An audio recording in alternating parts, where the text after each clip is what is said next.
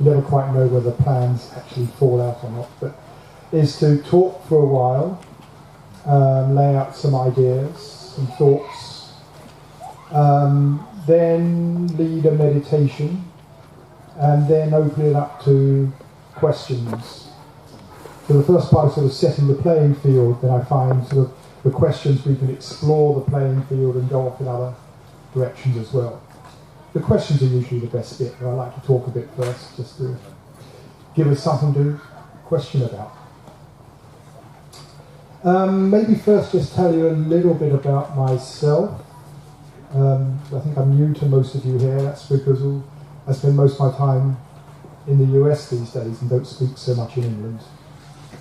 Though I love being back here. I mean, this is home for me.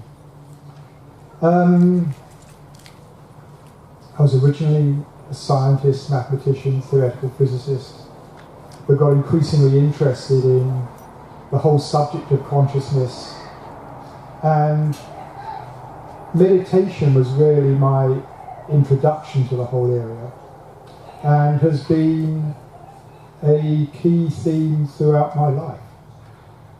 One of the major limbs of yoga, and for me it's through that practice, and my own practice has evolved over time, and I will share some of that with you. It's through that practice that I think we really begin to discover, as Muji and Rupert Spira were talking about earlier, discover our true nature. And so I've just been an explorer in this area. This morning we were introduced as masters. I don't see myself as any master. I'm no enlightened guru. I just want to put that out there, that no illusions. I'm just an explorer like many of you, and I just like to share what I found on the journey, which I found helpful for me and which may be helpful for you too. And again, as Muji was saying this morning, in this area there's really nothing new. And the mind itself hasn't changed over the last 4,000, 10,000 years, probably much further back. What we think about, our understanding, our knowledge, our values, all of that is continually changing. But the nature of mind and the nature of consciousness never changes. That pure nature of consciousness never changes.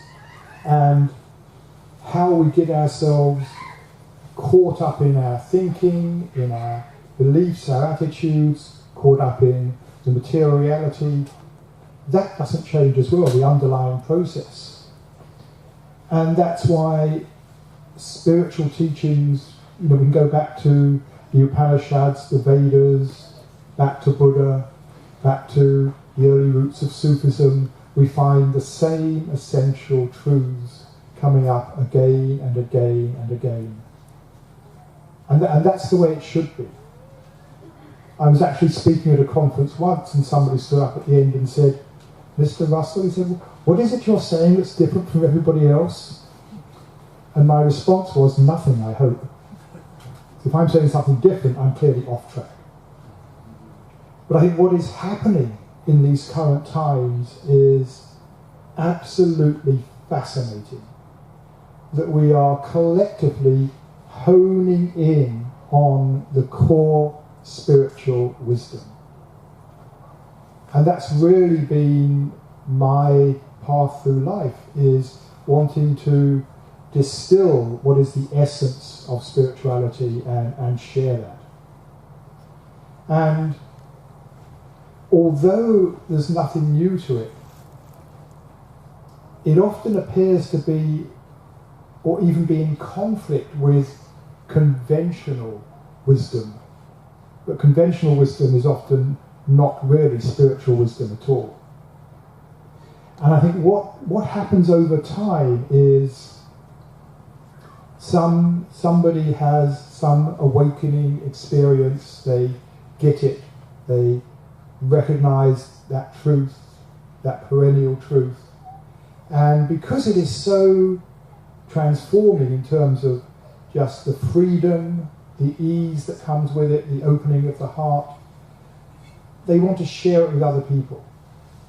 And the people they're sharing it with probably haven't had quite the same degree of awakening or realization, and so they may get some of it, 90% of it if we're being optimistic, and other bits they don't quite get, and they tell somebody else but they miss a bit, and then they add in a bit of their own interpretation, and their students go on and do the same thing, and gradually it's like a game of Chinese whispers across time. I mean, we all know that game of Chinese whispers, right? Where you pass a message around the room and it ends up nothing like it started off. I think the same thing happens with spiritual wisdom. As it's passed through a culture, it sort of gets absorbed by the less enlightened values of the culture and gets misinterpreted. And then when a teacher comes along and says, hey, no, this is how it is, everybody goes, what? That's weird. It seems to be so different. But what's happening today is to me fascinating, and it's the first time this has really ever been possible in the history of humanity, that we have access to all the world's spiritual traditions, or nearly all of them, and across time. You know, we can go back and read the early Pali texts of Buddhism. We can go back and read the Upanishads or the Gita or whatever, or from any tradition around the world. A couple of 100 years ago, probably the only access to spiritual wisdom you would have had would have been your local priest or wise person, if there was one in your community. That would have been it. Today, not only do we have access to all that wisdom from the different traditions, we have access to so many living teachers. And so many of them are just people from our own culture who've just been following that path. They've done their practice, done their sadhana over the years, and have come to that awakening themselves. And so it's like we're having many, many new Buddhas emerging in our culture. And what makes it doubly fascinating is this is the time at which it is so needed in the world. Because if we look around, I mean, there's so many, call them crises, problems we have to deal with.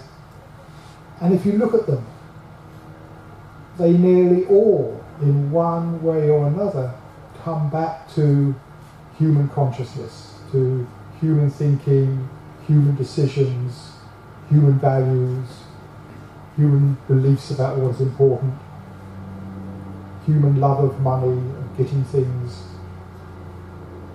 And yet what we tend to do in our culture is when there's a problem, we look out there. How do we solve the problem out there? So we've got some social problem, some unrest.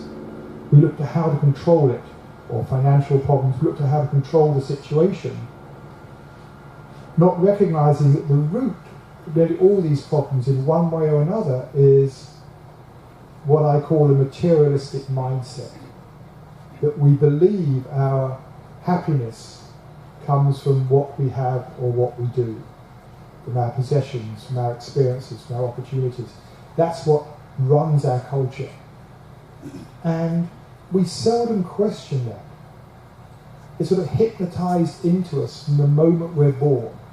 If you're not happy, do something, get something, change something, go somewhere, whatever it is. We're in this belief system that says how the world is determines how we are inside. And yet what all the great spiritual traditions have pointed to is that's actually a fallacy. That we have we call it a source of happiness. I wouldn't even use that word correctly. Our natural state is one of being at peace, of happiness. We don't have to go anywhere to find happiness. It's more we have to stop doing all the things that are getting in the way of our connecting with just that natural potential to be content, to be at ease. And this, I think, is what all the traditions have been pointing to. But when you're embedded in a culture which from the moment you're born and through all the media and education has this belief that says it's what you do that's important, the idea that it's the not doing that is going to make you happier, it seems a little bit weird to begin with. So that's the context within which I see what is happening here, what is happening in the world, that we are collectively, as I say, honing in on that essential wisdom. We are stripping away all those different layers that have been added on by culture over the years, stripping it away and seeing what is that common essence beneath it all. And it's all to do ultimately with the mind, with consciousness. One of the titles I put for this series of talks over the weekend was The Mystery of Consciousness. It's always hard giving titles to a presentation because I never actually know what I'm going to talk about till the day comes. And the mystery of consciousness is only a mystery from the materialistic, scientific perspective. For them, for the people who believe that the real world is the material, physical world, then the huge mystery is, where on earth does consciousness come from? And that's occupying the attention of a lot of philosophers of science, scientists, neurophysiologists. How come that this bit of squidgy matter called the brain, which we assume is, in itself composed of just matter, how on earth does that matter result in this? And by this, I mean this experience we're having now. We're not just biological robots. It's not just all that processing goes on in the dark. We actually have this. We have experience. We're thinking, we're seeing, we're feeling. It's all happening basically in the mind. As Rupert was pointing out, all we ever know is our experience. That's all we ever know. And in that respect, there is no mystery to consciousness. It's the one thing we are absolutely certain of. It has always been there every single moment of our life. Whatever has been going on, we have been conscious. That quality of being is always present. We may not notice it.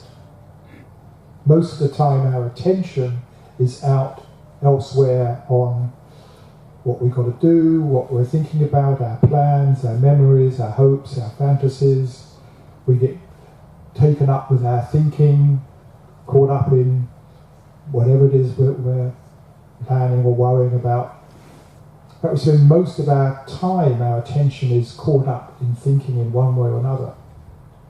And we seldom actually pause to reflect upon the fact that there is always awareness. There could not be an experience without our being aware.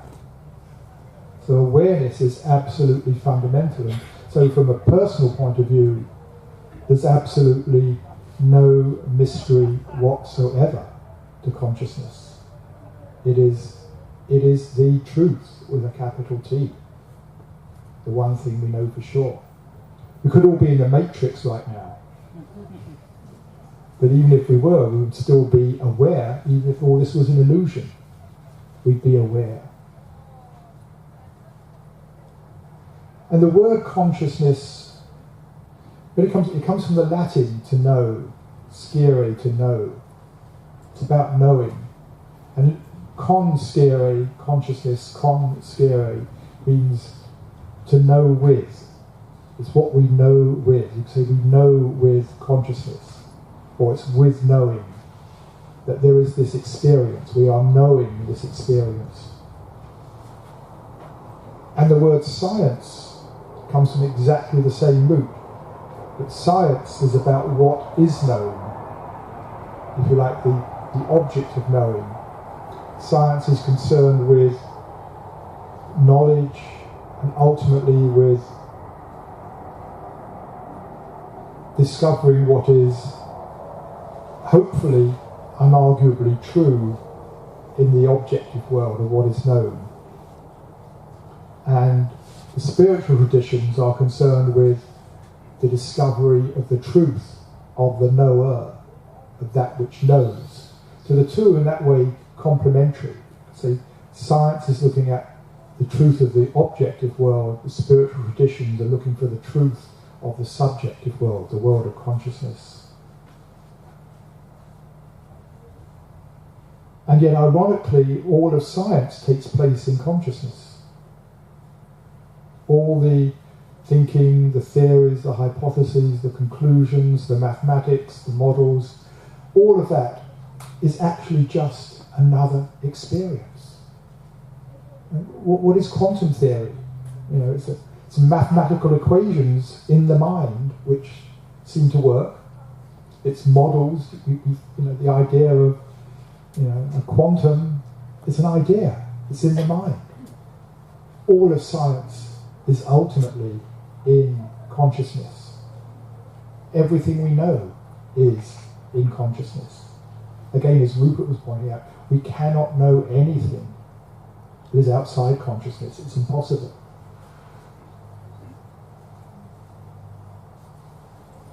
And there's another link I like between science and the spiritual traditions. That the process of science, one of arriving at the truth, the absolute truth, is one, as I'm sure most of you are familiar with, of forming hypotheses, doing tests, doing experiments, coming to conclusions, and then publishing those conclusions, not just so that you can keep tenure at a university, but to check, do other people agree? Is this process of checking, are we arriving at a consensus truth? Are other people agreeing? If other people disagree, you go back, okay, where's their disagreement? Did I make a mistake? Are they misunderstanding? You go back and check. The idea is to come to a consensus agreement. And I think the same process of science is totally applicable to the spiritual journey. You know, we can have a hypothesis that if we did a certain spiritual practice, we might, experience certain qualities, we might recognize our own true nature, whatever it is, and we experiment. You go to classes, you practice, and you see. And if you find it is working and other people find it's working, you're beginning to arrive at a consensus truth about spiritual practice. So in that sense, spirituality can be scientific. And I think it should be. We shouldn't just rely upon faith and beliefs just because somebody said something and because they're a highly revered master, or it was said 2,000 years ago or 3,000 years ago, we have to believe it. I'm a great advocate for testing it out in our own experience. As the Buddha said, don't believe anything I say. Only when you know it's true from experience, believe it. And I would add, then you don't need to believe it. Then you know it's true.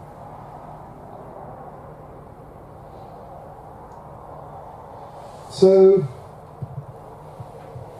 the practice that I want to talk a bit about today and lead you through a meditation is really just the essence of meditation as I see it, which is really allowing the mind to relax, to totally relax. The most common complaint I hear from people when they start meditating, or even sometime after years of meditating, is these damn thoughts. It's okay, I've tried meditating, but my mind is always full of thoughts. I can't stop the thoughts. It's the monkey mind, expression, the monkey mind. And it comes from an Indian analogy of the mind being like a wagon load of monkeys, and they're all chattering away, and you've got to hold them down, tie them down. And that's I think the most common problem and the most common misunderstanding with meditation, that you're somehow battling your thoughts, that thoughts are getting in the way of the meditation. For me, they're not at all.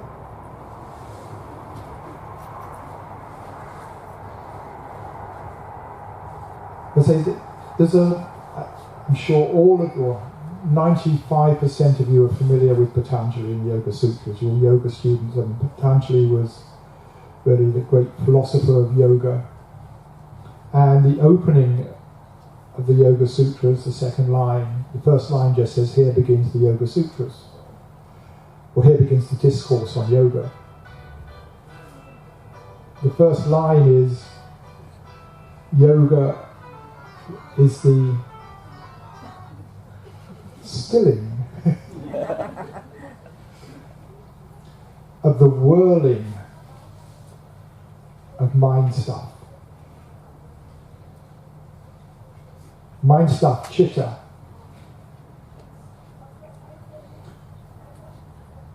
Chitta is the essence of all experience. Chitta means of consciousness in Sanskrit. Everything we know is an appearance in chitta, an activity of chitta. Your thoughts are activities of consciousness. And the busier they are, the faster they whirl around.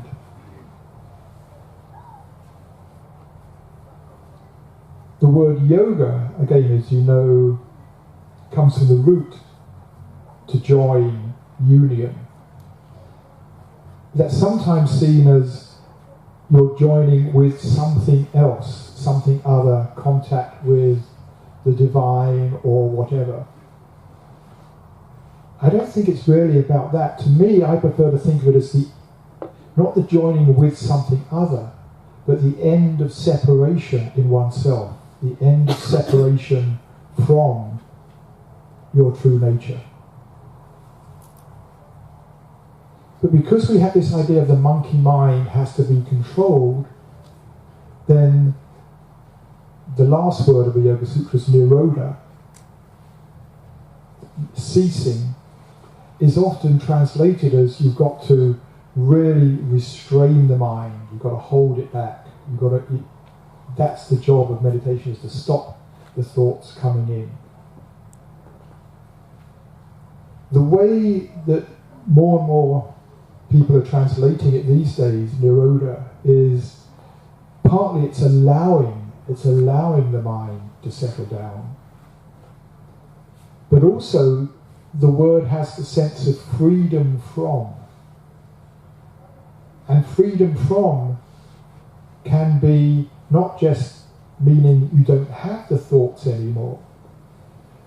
It can also mean you're no longer identifying with the thoughts. You're no longer caught up with the thoughts. And when you take that attitude, then the thoughts aren't something to be battled with. And my basic instruction in meditation with regards to thoughts is don't follow the thought. Thoughts are going to come up again and again and again and again. It's the nature of the mind to think. But when a thought comes and you find you wandered off on it, don't follow it, but come back to the present moment. Thoughts always take us out of the present moment. The thoughts, whatever they are that come up in meditation, is either about something from the past that either did happen or should have happened or did whatever, or something from the future, planning or whatever, or expectation. If you watch your thoughts, notice them, they're always about the past or the future, in one way or another. So thoughts take us out of being here now. But when you recognize you've been thinking, the moment you recognize you've been thinking, you're actually already present. you don't have to do anything to become present. In fact, you're always present. You're never not present. It's where has the attention gone? When you're caught up in a thought, the attention has gone into some idea about the past or some idea about the future. The attention is no longer in the present moment. The actual experience of thinking about the past or thinking about the future, the actual experience itself is, of course, always in the present moment. We are only ever in the present moment in that sense. But our attention has gone out of the present moment.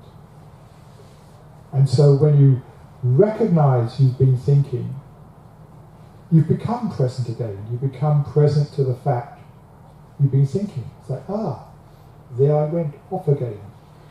But without any blame of, oh, it's awful me, I'm a horrible meditator, whatever. That's just another thought.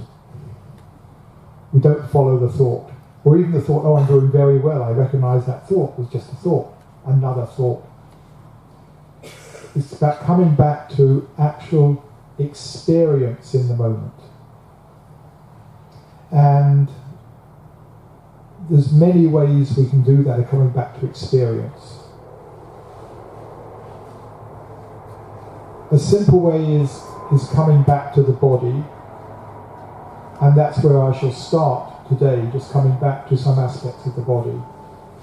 But then go more back, we can go back further into experience itself, back into just recognizing that quality of being, presence, I-ness, self, which is always there and never changing. And that's, for me, where we are moving back to ultimately in meditation, is the recognition of the knower, the knowing.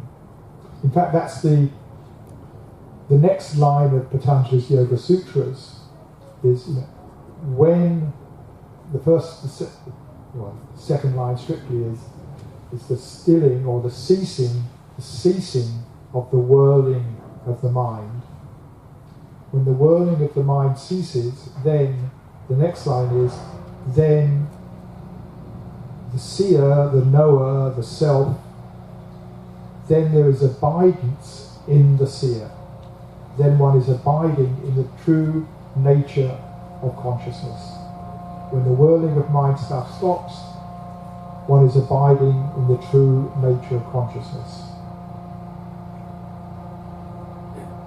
And the next line says, otherwise there is identification with the whirling of mind stuff. Otherwise we get lost in the thoughts. We take our thoughts to be real and we get lost in them.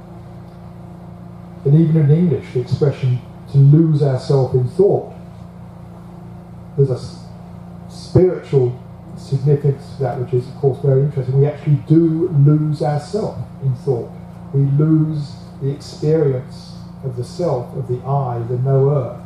We lose that because our attention is now totally taken up with whatever we're thinking about. So another way of thinking about meditation is letting the attention come back to the self, to what it is that is always there. So let me lead you through a short meditation on this. And I suggest you just forget everything you ever heard about meditation. But just seat yourself comfortably. Comfort is the prime word for me. Yes, if you want to lean against something, whatever.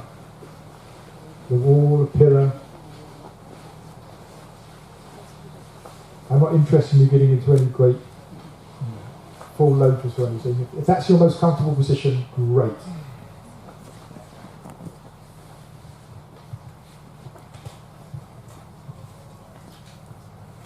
And just close your eyes. Nothing else. Just close your eyes. not trying to have anything happen.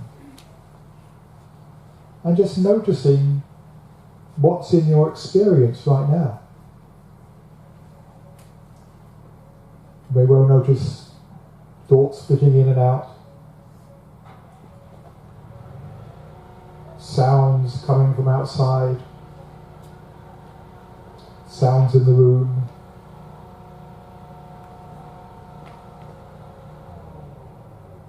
Probably noticing sensations in your body. Just by closing our eyes, we begin to become more internal.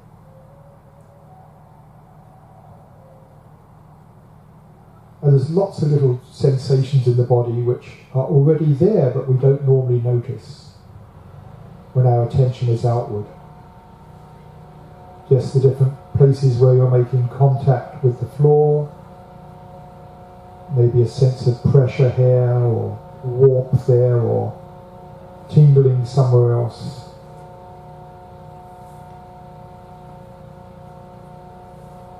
And if as you do this you feel you want to adjust your position, that's absolutely fine. There's no rule that says you have to stick rock solid still. And sometimes you may notice some little tension somewhere, maybe some tightness, some holding in the body. If that's there, then treat that the same way. We're just noticing what is there without any judgment of right or wrong.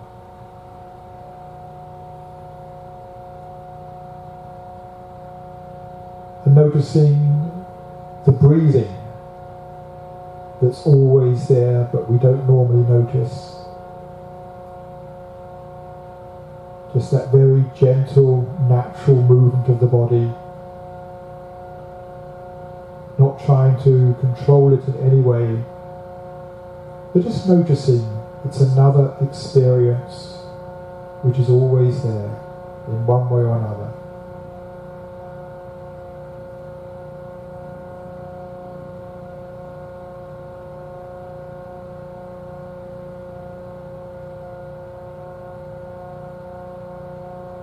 And when you find thoughts have come in, just notice that it's another experience, something else that is passing through your awareness. Noticing how it's taking you off, out of the present moment. And then just to stay present, we just let the attention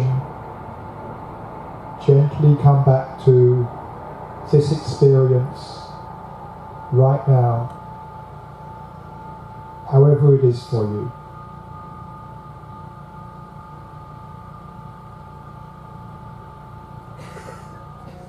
We're just exploring how it is to just allow everything to just be as it is. The sensations in the body, the sounds, feelings that are there.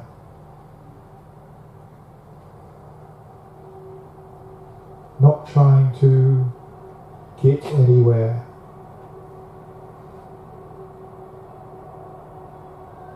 No need to actually do anything.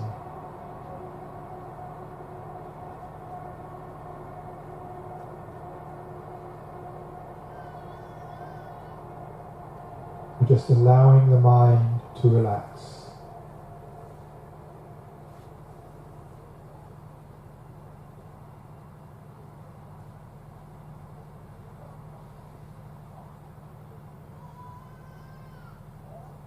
And you could even ask yourself, could I be even more relaxed? Could my mind be even more relaxed? Could I just let go into the present even more?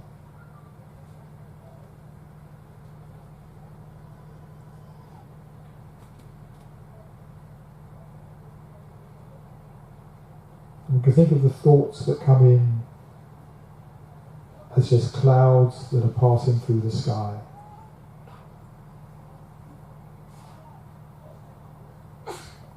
Some seem bigger or darker than others, others very light. They're just passing through. We're just coming back to being here now with this experience.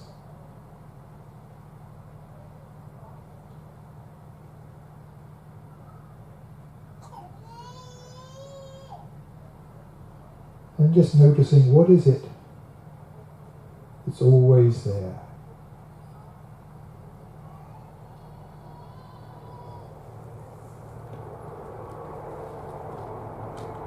Whatever the experience,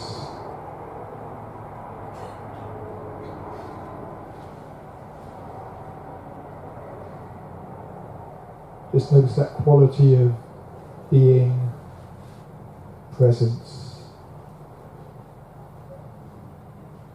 self, me-ness, I-ness.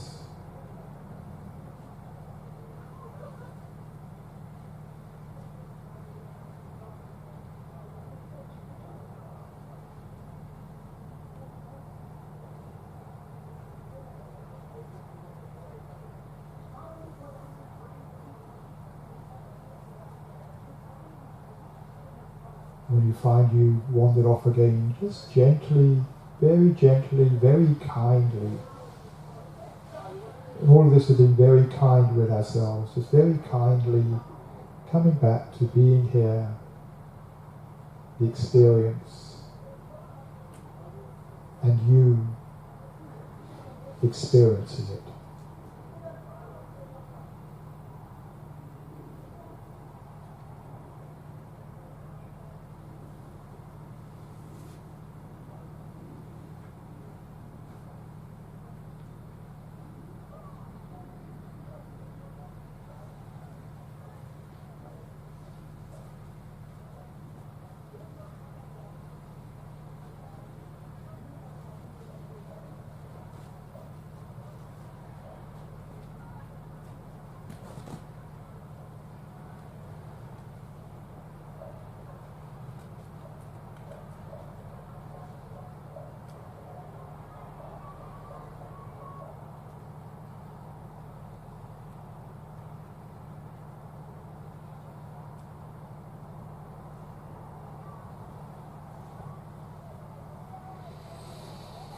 And then just gently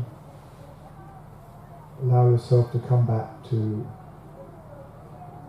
being here in the group in a more interactive way.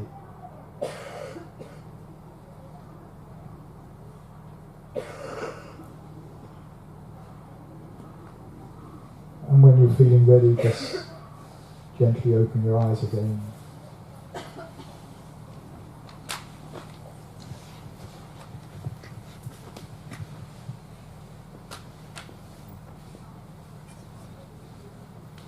And that was very short, I know, it was only 10 minutes. Many of us would love to do half an hour or more, but